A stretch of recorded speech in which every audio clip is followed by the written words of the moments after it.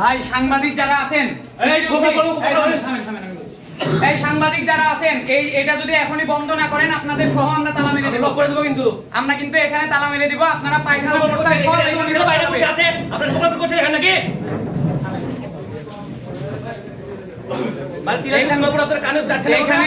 এখনই যদি এটা বন্ধ না করেন আপনাদের সাংবাদিকদের সহ আমরা কিন্তু তালা মেরে দেব।